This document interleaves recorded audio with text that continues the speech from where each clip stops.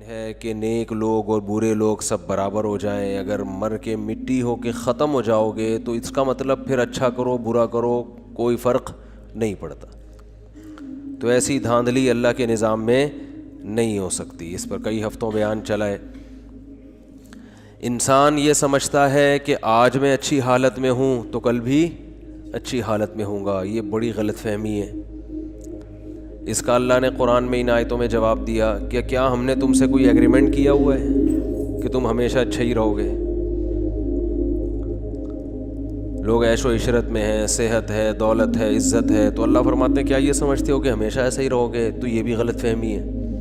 ہم دیکھتے ہیں دنیا میں کتنے لوگ کیسے کیسے مسائل میں گھرے ہوتے ہیں, تو ہم ان کو دیکھ کے یہ سمجھتے ہیں کہ یہ تو ان مسائل میں آ گیا, میں نہیں آ سکتا. اس لیے یاد رکھو آفت زدہ لوگوں کو بھی جا کے دیکھنا چاہیے, مسائل زدہ لوگوں کو بھی جا کے دیکھنا چاہیے. اس سے عبرت ہوتی ہے, انسان کے دل میں خوف پیدا ہوتا ہے. یہ خوف اس کو عمل کی طرف لے کر آتا ہے, کیونکہ انسانی فطرت ہے. قرآن مجید میں اللہ تعالیٰ کا ارشاد ہے کہ اگر اللہ وَلَوْ بَسَطَ اللَّهُ الرِّزْقَ لِعِبَادِهِ لَبَغَوْا فِي الْأَرْضِ, کہ اگر اللہ اپنے بندوں کے لیے رزق بہت زیادہ کشادہ کر دے اور یہ کائنات ٹینشن فری ہو جائے, کوئی غم ہی نہ ہو, اس میں ٹینشنیں کیا ہو جائیں, ختم, سب کے پاس پیسہ, سب کے پاس صحت, اور ہر کام ہٹو بچوں شروع ہو جائے.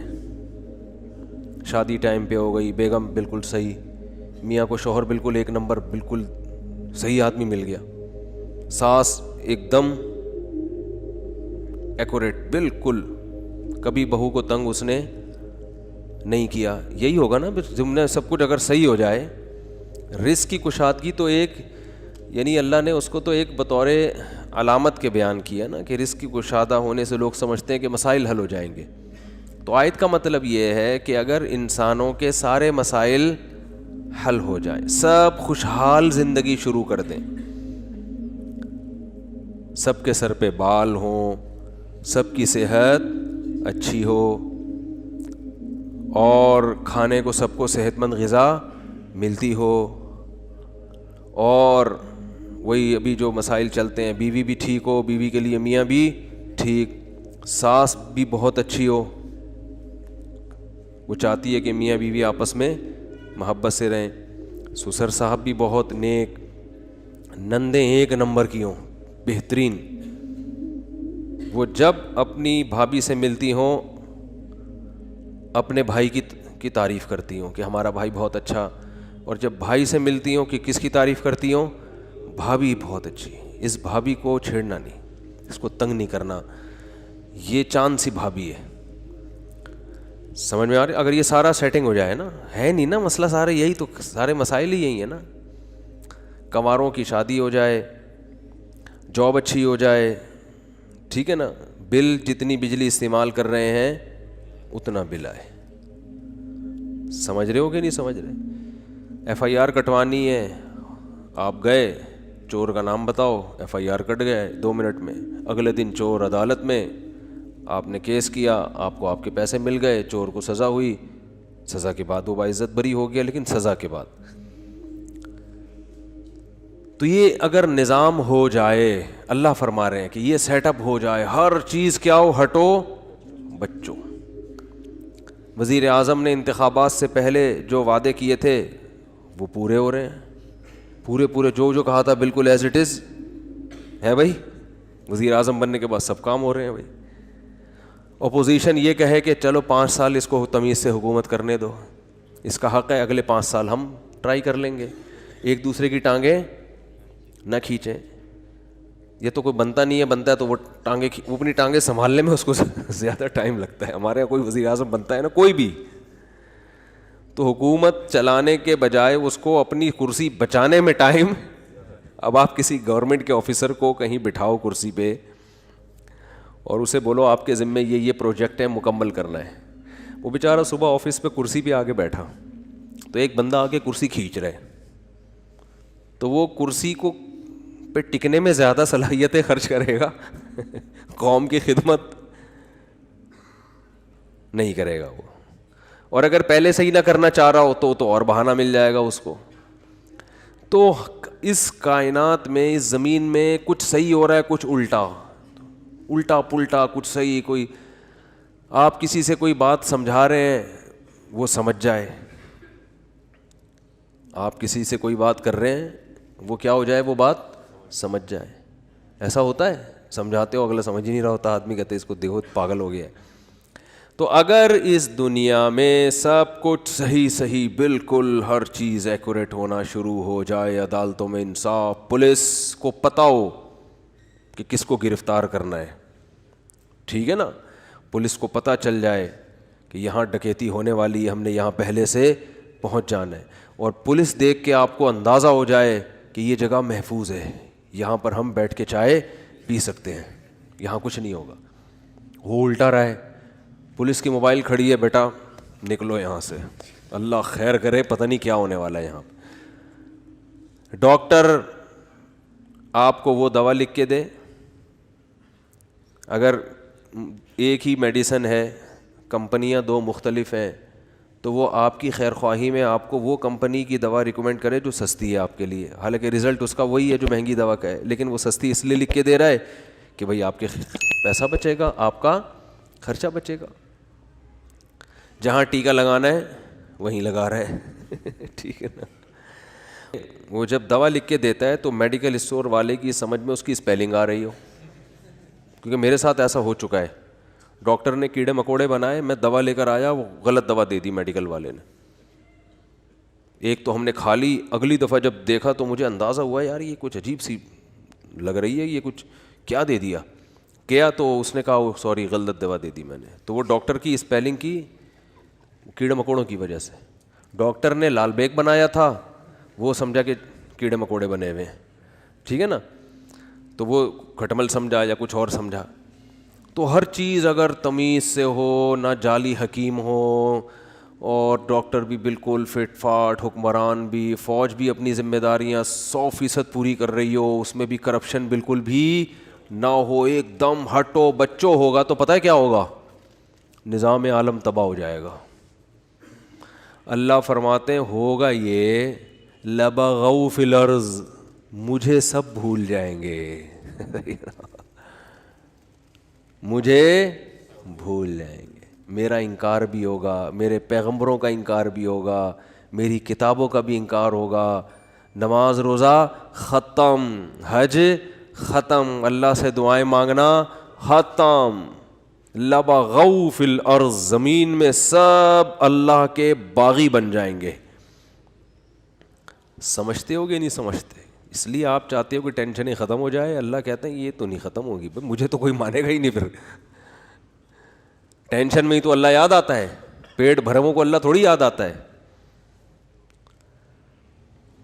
تو لبغوا فی الارض, زمین میں سب کیا کریں گے, اللہ کی نافرمانی. یہ بات پتہ نہیں کس بات پہ شروع کی تھی, یہاں کہاں سے آ گئی. ہاں تو میں یہ عرض کر رہا تھا کہ اللہ نے قرآن میں ارشاد فرمایا کہ تم یہ سمجھتے ہو کہ آج اچھے ہو تو کل بھی اچھے رہو گے, یہ ضروری نہیں ہے.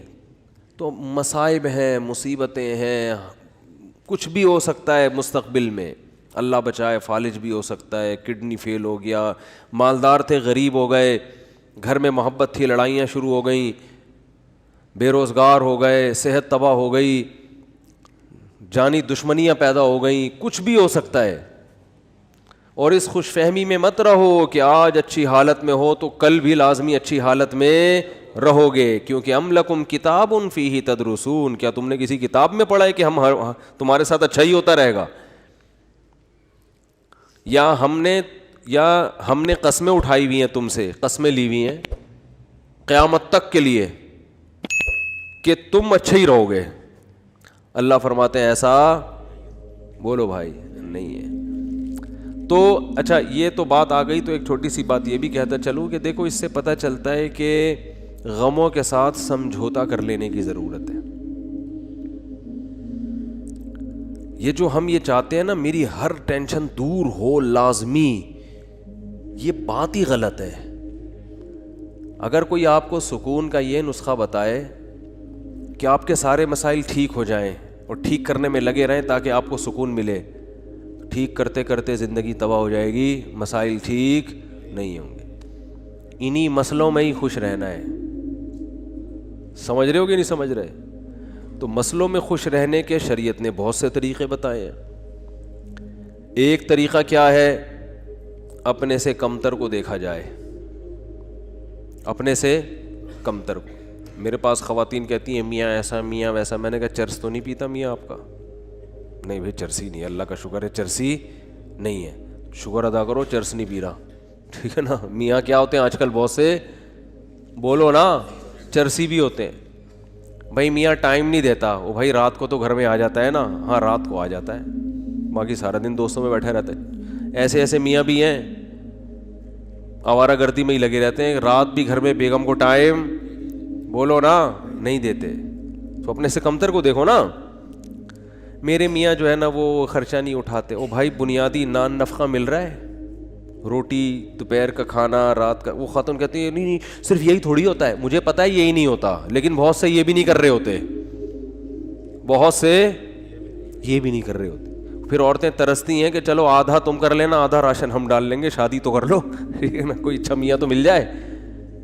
یہ کم از کم پورا خرچہ تو اٹھا رہا ہے، اگرچہ وہ پورا اتنا نہیں دے رہا جتنا عام لوگ دیتے ہیں، گزارا تو ہو رہا ہے نا، میاں کا نام تو لگا ہوا ہے۔ ساس کے مسئلے بہت گھروں میں ہیں، ساس یہ کرتی ہے، ساس وہ کرتی ہے، تو میں بتاتا ہوں ساسیں تو اس سے بھی زیادہ خطرناک ہوتی ہیں۔ تو نبی، اچھا مرد کے بارے میں بھی ایسا ہی ہے، بھائی بیگم یہ نہیں کرتی، وہ نہیں کرتی، یہ نہیں کرتی، ابے فلاں کی بیگم کو جا کے دیکھ، ٹھیک ہے نا، فلاں کو جا کے دیکھ، تو شکر ادا کر۔ ایک صاحب نے، بڑے دیندار تھے، وہ کہہ رہے ہیں یار میری بیگم جو ہے نا وہ صحیح پردہ نہیں کرتی ہے، میری بیگم جو ہے یہ کرتی ہے وہ کرتی ہے، دیندار نہیں ہے۔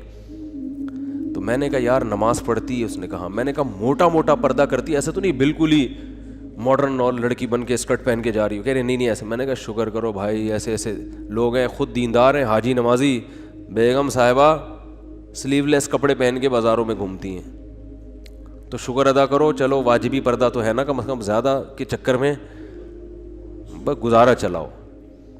کیونکہ مسائل ہے نا، بڑی مصیبت سے بچنے کے لیے چھوٹی مصیبت کو برداشت کرنا پڑتا ہے۔ علیحدگی کے بعد بڑی مصیبتیں ہیں، وہ زیادہ ٹینشن ہے وہ، کیونکہ یاد رکھو شیطان جو ہے نا یہ بہت بڑی فلم ہے، آپ کو بتا دوں میں، شیطان اتنی بڑی فلم ہے نا کہ میں نے دنیا میں شیطان سے بڑی فلم نہیں دیکھی۔ یہ پتہ ہے کیا کرتا ہے کمبخت؟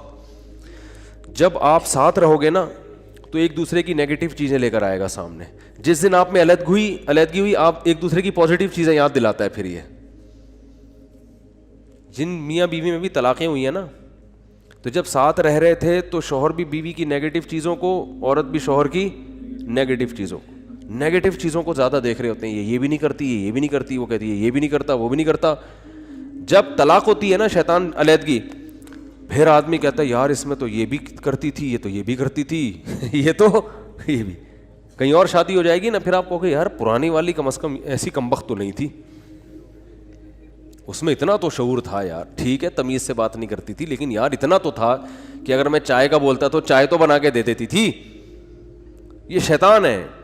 حالانکہ اب شریعت کہہ رہی ہے پرانی والی کو چھوڑو، اب نئی کی خوبیاں دیکھو، لیکن جب نئی ہوگی نا تو پرانی کی خوبیاں اور نئی کی خامیاں، اور وہ جب کہیں اور شادی کرے گی تو نئے والے کی خامیاں، پرانے والے کی خوبیاں، اور بتا بھی رہی ہوتی ہیں کہ آپ سے شادی ہو گئی، آپ جو ہے نا چلو جیسا بھی تھا میرا پرانا میاں، کم از کم جب بھی اس کو میں نے بولا خربوزے کا، اس نے خربوزہ لا کے مجھے دیا ہے، اور اچھی سبزی اچھی لاتے تھے وہ، ان کو تو ٹماٹر خریدنے نہیں آتے۔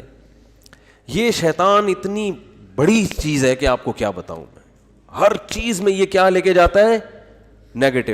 تو آپ نے شیطان کے الٹا چلنا شروع کر دو تو ہر چیز کیا ہو جائے گی، پازیٹیو ہو جائے گی۔ تبلیغ والے کیا خاندانی مثال دیتے ہیں، یہ گوروں کے پاس یہ موٹیویشن کی چیزیں آپ کو نہیں ملیں گی۔ دیکھو تبلیغی جماعت میں کوئی لمبا چوڑا سلیبس نہیں ہے کہ کوئی بڑی زبردست ورک شاپ کروائی جاتی ہو ہیں کہ جس میں جناب کوئی موٹیویشنل اسپیکر جنہوں نے یورپ سے ڈگریاں لی ہوں لوگوں کو گائیڈ کرنے کی، اور وہ جناب آ کے بڑی خاندانی قسم کے ہوٹل بک کرا کے بڑا پروفیشنل اسٹائل میں لوگوں کو سمجھا رہا ہو اور اس کے تجربے ہوں, ایسا کچھ بھی نہیں ہے. لیکن موٹیویشن ایسی خاندانی ملتی ہے کہ ایک آدمی سال کی جماعت میں امیر بن کے مینیجر بن کے جاتا ہے بغیر تنخواہ کے. ایک سال مختلف قوموں کے, مختلف ڈیزائن کے, مختلف عمر کے لوگوں کو مینیج کر کے ان میں لڑائی نہ ہونے دینا, اور پورے سال کے بعد وہ واپس تمیز سے گھر آ جاتا ہے.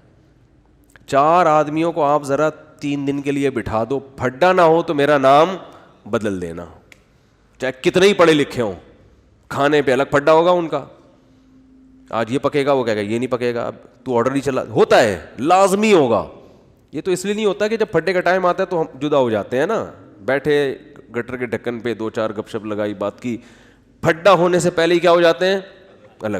3-4 دن کسی کے ساتھ رہو, ایک ہدف ہو, تو آپ دیکھو چھوٹی چھوٹی باتوں پہ جھگڑے شروع ہو جائیں گے آپ کے, چھوٹی چھوٹی باتوں, کھانے پہ جھگڑے شروع ہو جائیں گے. بہت دیکھیں ہم نے, 1 سال کی جماعت ہوگی, پیدل جماعت ہوگی, گرمیاں ہوں گی, گاؤں دیہاتوں میں لاکھوں پتی, امریکہ سے آیا ہوا آدمی بلوچستان کے پسماندہ علاقے میں ٹوٹے پھوٹی مسجد میں قیام کیا ہوا ہوگا, اس نے لوٹے سے استنجا کر رہا ہوگا, وہ ٹیشو سے پھر بھی بہتر ہے, بہرحال لوٹے سے کیا کر رہا ہوگا, استنجا کر رہا ہوگا.